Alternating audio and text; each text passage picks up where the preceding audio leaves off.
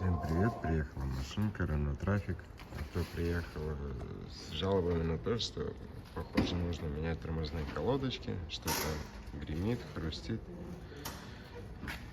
При осмотре было обнаружено, что тормозных колодок давно уже нету. Авто каталось, тормозя железом. Также были испорчены тормозные диски. И также в автомобиле не работает ручной тормоз. Всем хорошего дня.